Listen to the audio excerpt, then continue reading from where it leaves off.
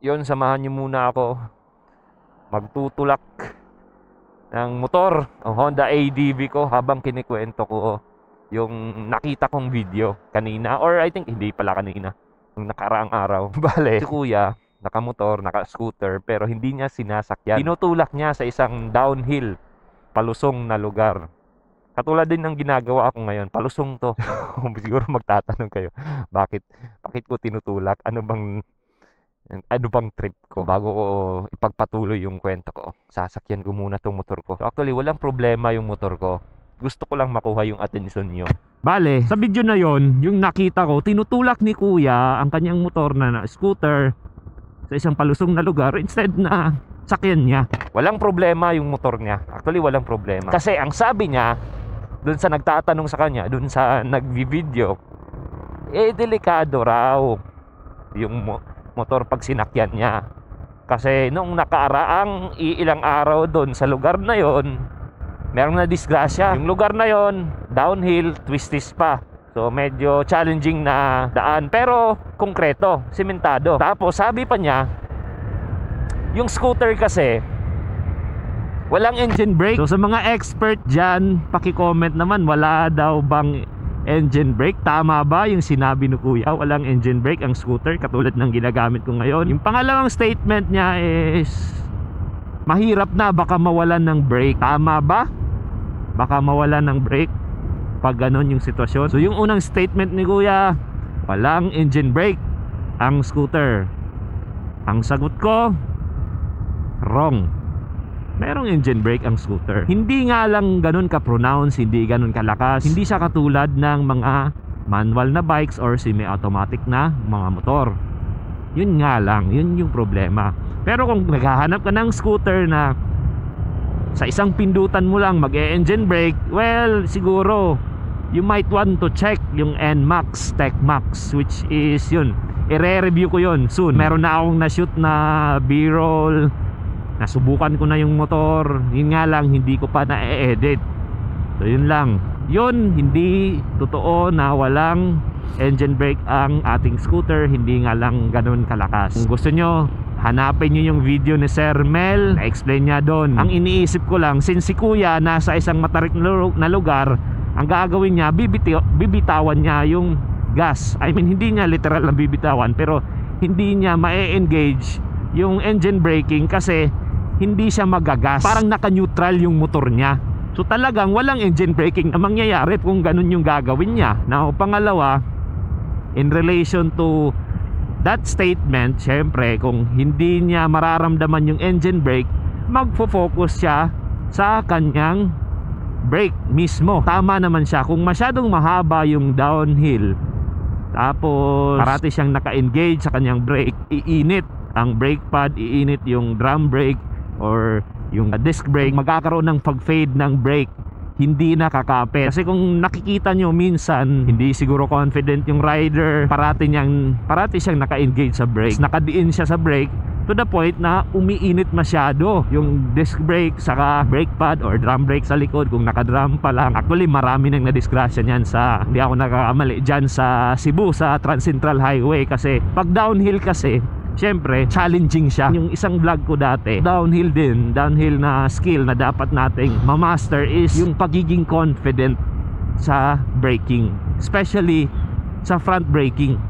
Kasi pag downhill, ang mangyayari, hindi masyadong kakapit yung likod na brake mo. Syempre, mas mabigat yung harapan. Andun yung weight transfer andun sa harapan, which means na dun din mas makapit. Unfortunately, yung ideya natin pagdating sa front brake, lalong-lalo na pag downhill, madalas iniisip natin na delikado, baka tumambling tayo. Yon, well, valid naman yan, pero kung hindi ka marunong sa pag-apply mo ng brake, kasi kadalasan or pag emergency, usually gusto nating huminto agad-agad, as in todo piga tayo, which is wrong. Kailangan nating maging smooth, progressive sa application ng brake. Ginagamit din natin sa tinatawag na trail braking, harapan na brake, usually yung ginagamit nun. Saka progressive ang pag-release, progressive din yung pag-apply. Ako, nakailang ulit na akong dumaan sa matatarik na lugar, meron pa akong kasama back ride, talagang nagagas pa rin ako para ma-engage ko yung engine brake ng aking motor. Saka the same time, hindi ko palaging pinipiga yung brake ko. Technique ko sa pag-brake, dun na sa mismong malapit na sa approach mismo sa corner. Confident ako kahit late yung pag-apply ko ng brake, dun na malapit sa corner, walang problema. Kasi nga, na-apply ko yung trail braking. Saka yun nga yung sinasabi ko na hindi basta-basta, hindi ka basta-bastang tatumbling sa front brake mo unless na lang yung kung todo piga ka. Now another thing is, maliban sa pagiging confident mo sa braking, dapat sa cornering din, nakakatulong din yan. Magkasama kasi yan. So yung ginawa ni kuya na maglakad na lang para, yun nga, sabi niya delikado daw kasi, hindi ko masasabing mali siya. Tama yun. Kasi kung iisipin natin, kung hindi naman talaga siya confident sa kanyang skill, sa isip niya delikado, well, mas mainam na ilakad na lang niya kaysa naman madisgrasya siya. Saka yun nga, yung iniisip niya mayroong nadisgrasya ilang araw pa lang prior to that video na nakunan. So hindi mali yung ginawa ni kuya. Siguro kung ako nasa sitwasyon niya, well, hindi na ako maglalakad, sasakyan ko yun. Siguro yung sitwasyon lang na maring mag-demand na kailangan ko lang ilakad or lakarin na lang yung lugar na yon is kung madulas or sige, sabihin na natin malumot or masyadong basa or maraming buhangin or puno ng buhangin, well, talagang maglalakad na lang ako.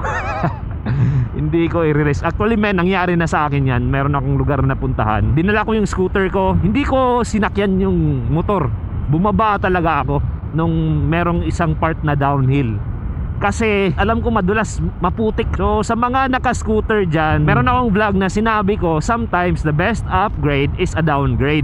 Yung tinutukoy ko doon is, nung binenta ko yung Sniper 150 ko, yung version 1, mas nag-improve ako, mas nag-upgrade ang aking skills dahil mas naging pino ako, mas naging smooth ako sa aking riding skills, especially sa braking at sa application ng aking gas. Kung naka-manual bike kasi ako dati-rate sa Sniper 150 ko, spoiled ako sa aking clutch. So merong additional control tayo doon sa clutch. Parang yun nga, na-spoiled ako sa clutch na to the point na hindi ko masyadong gamay ang scooter dati. Nag-improve ako nung nabenta ko yung aking Sniper 150 kasi napilitan ako. Yung application ko ng brake naging pino, yung application ko ng gas, saka naging confident ako sa mga downhill. Talagang matututunan mo or mag-e-improve yung skills mo. So yun, tama yung ginawa ni kuya. Pero if you are a scooter rider or kung rider ka ng isang scooter or nagbabalak kang bumili ng scooter, pag-aralan mo rin na maging confident, maging pino sa application mo ng braking, ng gas. At the same time, sa mga cornering, hindi ko sinasabing na kailangan mong maging katulad ng ibang nagbabanking, labas tuhod. Wag, hindi ganon. So yun nga, I hope meron kayong natutunan. Kung meron man kayong gusto mong ibahagi ganong mga sitwasyon or mga experiences ninyo, paki-comment sa baba.